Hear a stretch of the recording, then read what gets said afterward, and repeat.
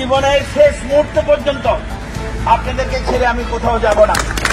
ভারতে পালাতে গিয়ে ধরা পড়েছেন চট্টগ্রাম ৬ আসনের সাবেক সংসদ সদস্য ফজলে করিম চৌধুরী। তিনি সামাজিক যোগাযোগ মাধ্যমে আলোচিত ফায়াজ করিম চৌধুরীর বাবা।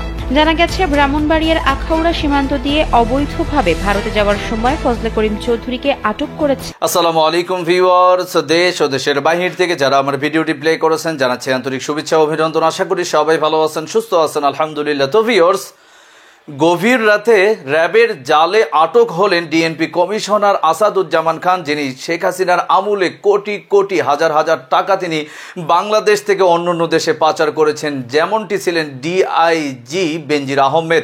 অটোমেটিক্যালি মানুষের মানবতার ফেরিওয়ালা ফারাজ করিম চৌধুরীর পিতা ফজলে করিম সীমান্ত দিয়ে ভারতে পালানোর সময় বিজিবির হাতে আটক হয়েছেন। আসুন সর্বশেষ তাদের সম্পর্কে বিস্তারিত জানবো এই রিপোর্টে। ভিডিওতে যাওয়ার আগে ছোট রিকোয়েস্ট করবো, যারা এখনো চ্যানেলটি সাবস্ক্রাইব করেনি, নিয়মিত দেশের সকল আপডেট সবার আগে জানতে অবশ্যই চ্যানেলটি সাবস্ক্রাইব করে পাশে রাখবেন। দর্শক আসুন স্ক্রিনে। ভারতে পালাতে গিয়ে ধরা পড়েছেন চট্টগ্রাম ৬ আসনের সাবেক সংসদ সদস্য ফজলে করিম চৌধুরী। তিনি সামাজিক যোগাযোগ মাধ্যমে আলোচিত ফায়াজ করিম চৌধুরীর বাবা। জানা গেছে, ব্রাহ্মণবাড়িয়ার আখাউড়া সীমান্ত দিয়ে অবৈধভাবে ভারতে যাওয়ার সময় ফজলে করিম চৌধুরীকে আটক করেছে বিজিবি। বৃহস্পতিবার সকালে এ তথ্য নিশ্চিত করেছেন সরাইল ব্যাটালিয়নের অধিনায়ক লেফটেন্যান্ট কর্নেল ফারাহ মোহাম্মদ ইমতিয়াজ।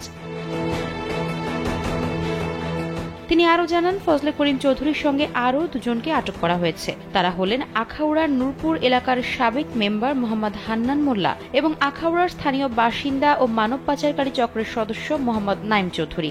শেষ খবর পাওয়া পর্যন্ত আটককৃতদের আখাউড়া থানায় হস্তান্তরের প্রক্রিয়া চলছে। গেল ৫ আগস্ট ছাত্র জনতার আন্দোলনের মুখে আওয়ামী লীগ সরকারের পতনের পর থেকেই আত্মগোপনে ছিলেন তিনি। ইতোমধ্যে তার বিরুদ্ধে চট্টগ্রাম ও রাউজানে একাধিক মামলা রয়েছে। স্যান্ডেলিনা সো, রূপচর্চায় আভিজাত্য। এর আগে বুধবার রাতে সাবেক ডিএমপি কমিশনার আসাদুজ্জামান মিয়াকে রাজধানীর মহাখালী থেকে গ্রেপ্তার করেছে র্যাব। আসাদুজ্জামান মিয়া ঢাকা মহানগর পুলিশের ৩৩তম কমিশনার। তিনি দাপটে আশেপাশের মসজিদ মাদ্রাসা থেকে শুরু করে কেউ স্বস্তিতে ছিল না। ৪ থেকে ৫ বার এমপি হয়েছে। তো ছবিটা দেখেন, এই মানে সীমান্ত দিয়ে কারা পালায়, মাদক চোরা কারবারি, গরু চোরা চালানকারী, এই সমস্ত লোকজন, এবং তাদেরকে আটক করার পরে যেভাবে ছবি ছাপা হয় ঠিক সেভাবে দেখেন কিভাবে এত স্মার্ট একজন এমপি, শার্ট ইন করাও নাই, অন করা, সাথে ২ জন। মানে এখন তারা অসহায় হয়ে গেছে। এদের জন্য আসলে কিছুটা মায়া হয় যে এই পরিস্থিতিটা কাম্য ছিল না। আবার অন্যদিকে মনে হয় যে না, একেবারে উপযুক্ত শাস্তি হয়ে যাচ্ছে এদের। কারণ এরা ক্ষমতায় থাকতে যেভাবে ক্ষমতাকে ব্যবহার করছে, মানুষের উপর অত্যাচার নির্যাতন করছে, এবং তারা শত শত কোটি টাকার মালিক হয়েছে। আজকে দেখেন পালানোর কোনো পথ খুঁজে পাচ্ছে না, কোথা দিয়ে যাবে। সীমান্তে সবাই সতর্ক আছে, তার ফাঁকে দিয়ে যাচ্ছে না তা না, কিন্তু যখন তারা ধরা পড়ছে দেখেন তাদের চেহারাগুলি দেখেন। ওই যে ইসাক আলী খান পান্না দেখেন মরে পড়ে আছে। তারপরে ওই বিচারপতি মানিক কি হম্বিতম্বিতার, হ্যাঁ, সেটা তো দেখছেন ওই চ্যানেলের যে প্রেজেন্টার দীপ্তি চৌধুরীর সঙ্গে, সে কলাপাতার উপরে শুয়ে আছে, পাগলের মতন প্রলাপ বকছে। তারপর আরো এরকম কয়েকজন আটক হয়েছে, ওই যে অতিরিক্ত অ্যাটর্নি জেনারেল, তারপর একজন ব্যারিস্টার, কেউ ওই বেনাপোল সীমান্ত দিয়ে, কেউ আখাউড়া সীমান্ত দিয়ে, কেউ সিলেটের, যে যেভাবে পারছে পালাচ্ছে। পালানোর পর তাদের হদিশ পাওয়া যাচ্ছে না। ওই পাশে হয়তো ভারতের নিরাপদে থাকে, কেউ আটক হয় না, ওই আটকের খবর পাওয়া যায় না। যাক, এখানে সে ভোরবেলায় সকাল ৬টা ৫০ অবৈধভাবে ভারতে পালানোর চেষ্টাকালে ব্রাহ্মণবাড়িয়ার আখাউড়ার গাজীর বাজার এলাকা থেকে তাদের আটক করা হয়। ফজলে করিম চৌধুরী ছাড়া আটককৃত অন্যরা হলেন আখাউড়ার নূরপুর এলাকার সাবেক মেম্বার মোহাম্মদ হান্নান মোল্লা ও আখাউড়ার স্থানীয় বাসিন্দা ও মানব পাচারকারী চক্রের সদস্য মোহাম্মদ নাইম চৌধুরী। বিজিবি সদর দপ্তর থেকে একটা বিজ্ঞপ্তি দেওয়া হয়, তাদেরকে আখাউড়া থানায় হস্তান্তর করা হয়েছে। বিজিবির জনসংযোগ দপ্তর বলছে যে এই ব্যাপারে স্থানীয় পর্যায়ে আইন শৃঙ্খলা বাহিনীর সঙ্গে সমন্বয় করে পদক্ষেপ নেওয়া হবে। তো ফজলে করিম চৌধুরী ছিলেন চট্টগ্রাম উত্তর জেলা আওয়ামী লীগের সহসভাপতি। তার ছেলে ফারাজ করিম চৌধুরী উপজেলা আওয়ামী লীগের সদস্য ও কন্টেন্ট ক্রিয়েটর হিসেবে তার পরিচিতি রয়েছে। তো যতই পরিচিতি থাক না কেন, আজকে তাদের পরিণতিটা কি? শেখ হাসিনা এমন একটা শাসন থেকে তিনি রেখে চলে গেলেন, যেখানে বায়তুল মোকাররমের খতিব থেকে শুরু করে হেন লোক নেই যারা পালাচ্ছে না। সেই বিশ্ববিদ্যালয়ের শিক্ষক হোক, ভিসি হোক, তারপরে কোথায় সেই বিচার বিভাগের বিচারপতিরা হোক, প্রধান বিচারপতি, ঢাকা বিশ্ববিদ্যালয়ের ভিসি, সবাই পালায় আছে। তারপরে অনেক বুদ্ধিজীবীর আজকে টিকিটাও দেখা যায় না। সেই লম্বা লম্বা কথা বলা সেই জাফর ইকবাল কোথায়? বলছিল যে বিশ্ববিদ্যালয়ে গেলে সবাইকে মনে হবে রাজাকারের বাচ্চা, তাই বিশ্ববিদ্যালয়ে সে আর যেতে চায় না। এই ধরনের অধ্যত্বমূলক তাচ্ছিল্যপূর্ণ কথাবার্তা, দম্ভুক্তি কোথায় গেল? সব হারাই গেছে। শেখ হাসিনার এই দুঃশাসনের উপর ভর করে যারা মনে করছিল যে এইভাবেই চলবে সারা জীবন, তারা যে কত বড় ভুল করছে, তারা ইতিহাস থেকে শিক্ষা নেয়নি, অথচ সবাই এক একজন পণ্ডিত। দর্শক, স্ক্রিনে আমরা সে সম্পর্কে বিস্তারিত জানলাম। এই বিষয়ে আপনাদের মতামত অবশ্যই কমেন্টে জানাবেন, কেউ ভিডিওটি স্কিপ করবেন না। শেখ হাসিনার বাহিনীদেরকে ভারত কিভাবে অ্যাকসেপ্ট করছে এবং তাদেরকে কি আসলে ভারত অফার করেছে যে কোনো মূল্যে বাংলাদেশ থেকে পালিয়ে ভারতে আসলেই তাদের বসবাসের স্থান তৈরি করবে ভারত? আসুন সে সম্পর্কে আরো কিছু গভীর তথ্য জানবো এই রিপোর্ট। অনেক গুন্ডা দেশ থেকে মানে ভারতের বর্ডার হয়ে এখন তারা চলে যাচ্ছে। বিপ্লব কুমার বলে পালাইয়া গেছে, বিপ্লব ইন্ডিয়াতে পালাইয়া গেছে, ওয়াজ কনফার্ম। এটা খুবই দুঃখজনক এবং this is the failure of this government. স্বরাষ্ট্রমন্ত্রীর ব্যাপারে আমার বক্তব্য হলো, স্বরাষ্ট্রমন্ত্রী ইজ নট 100% অ্যাক্টিভ। স্বরাষ্ট্রমন্ত্রী আমি মনে করি যে আরো এগ্রেসিভ একজন মানুষ দরকার সত্যিকার অর্থেই। এবং স্বরাষ্ট্র মন্ত্রণালয়ের আমি মনে করি এটা ব্যর্থতা। এখন পর্যন্ত পুলিশ অ্যাক্টিভ না, 1 মাসের উপরে হতে চললো। That's not a good sign, you know. এটাকে অ্যাক্টিভ করে দিতে হবে প্রত্যেকটা জায়গাতে, রাইট? এবং এবং আরো যে বিষয়গুলো আছে, বিশেষ করে চুপ্পু, আপনার রাষ্ট্রপতি চুপ্পুকে অনতিবিলম্বে পদত্যাগের আহ্বান জানাই। আপনারা এই কাজটা হচ্ছে ঠিক আজিজের মতো কুলাঙ্গার সেনাবাহিনীতে থাকা আর রাষ্ট্রপতি চুপ্পু রাষ্ট্রপতি পদে থাকা একই বক্তব্য, একই মানে কথা বলে আমি মনে করি। It's other side of the coin.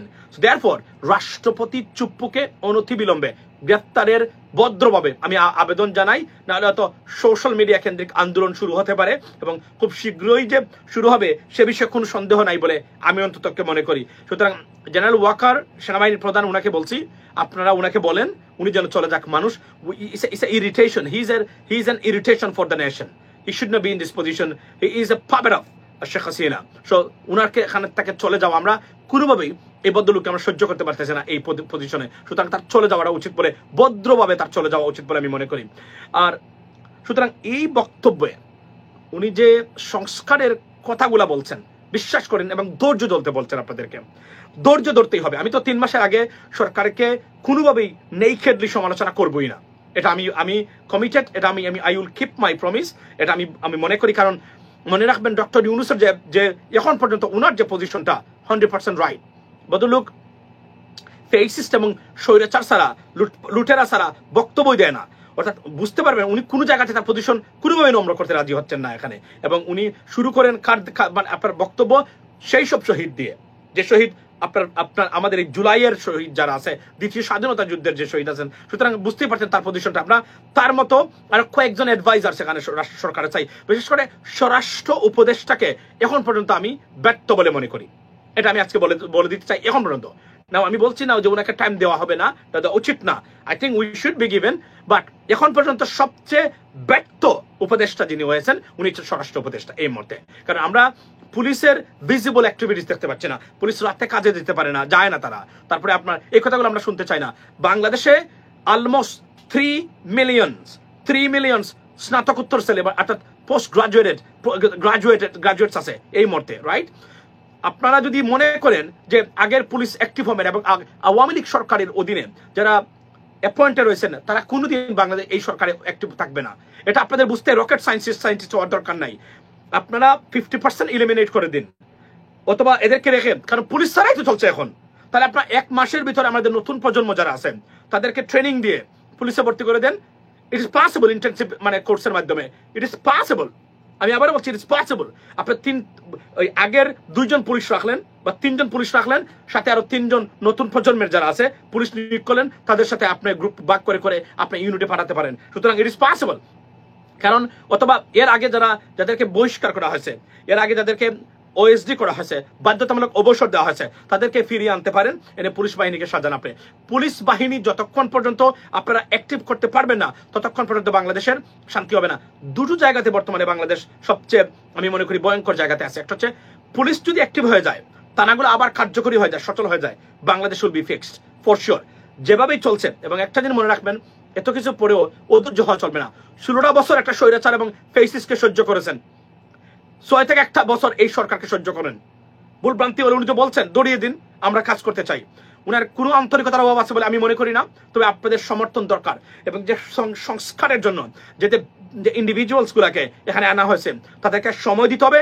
3 মাসের ভিতরে বিশেষ করে নির্বাচন, অর্থনৈতিক সেক্টরের পুনর্গঠন, শিক্ষা, পুলিশ, বিচার বিভাগ, এই 5টা ক্ষেত্রের যে সংস্কার, এগুলা যদি তারা নিয়ে আসতে পারে এবং ইমপ্লিমেন্ট হয়, অনেকগুলা পরিবর্তন আসবে। তবে এই মুহূর্তে ইমিডিয়েটলি পুলিশকে সাজাতে হবে। যদি আপনি পুলিশকে মনে রাখবেন, first line of defence for justice is police. সুতরাং পুলিশকে কোনোভাবে এখন পর্যন্ত অ্যাক্টিভ না 100% on the ground or field it's not good news. এটাকে অনতি বিলম্বে আপনারা যদি পারেন না বলেন, আমাদেরকে বলেন যে কাকে এখানে মানে আপনার রেকমেন্ড করা যায়। There are many people, good guys, excellent, আপনার সৎভাবে কাজ করতে পারে, তারা আছে, আপনারা তাদেরকে আনেন। উনাকে আমি এখন পর্যন্ত আমি স্বরাষ্ট্র উপদেষ্টাকে আমি কোনো পয়েন্ট বা মার্ক দিবই না, কারণ উনি ফেল করেছেন অনেক ক্ষেত্রেই। পুলিশ এখন পর্যন্ত অ্যাক্টিভ হলো না, কি কারণে অ্যাক্টিভ হতে পারে না বা হলো না, এটা একটা লজ্জার ব্যাপার। কারণ যদি না হয়, যারা চলে গেছে চলে যাক। আপনারা নতুন প্রজন্মের যারা আছেন, এত বেকার আছে আমাদের দেশে, এরা দেশের জন্য জীবন দিতে প্রস্তুত। এদেরকে টাকা পয়সা দিয়ে, বেতন যে এক্সিস্টিং আছে সেটাই দিয়ে আপনারা পুলিশে আনুন এবং এনে তাদেরকে কার্যকরী করুন, কারণ এটাই এখন মাছ নিডেড। আমি যেটা বললাম আজকে, আমার পয়েন্ট হচ্ছে ডক্টর মোহাম্মদ ইউনূসের, উনি বলেছেন উনি কি করতেছেন, কি কি কাজ করে যাচ্ছেন, এবং বলেছেন দর্শক স্ক্রিনে আমরা সে সম্পর্কে বিস্তারিত জানলাম। সো ভিডিও এই পর্যন্তই। ভালো লাগলে লাইক এন্ড কমেন্ট করবেন এবং দেশের সকল আপডেট সবার আগে জানতে অবশ্যই চ্যানেলটি সাবস্ক্রাইব করে পাশে রাখবেন। দেখা হবে পরবর্তী ভিডিওতে ইনশাআল্লাহ। আসসালামু আলাইকুম ওয়া রাহমাতুল্লাহ।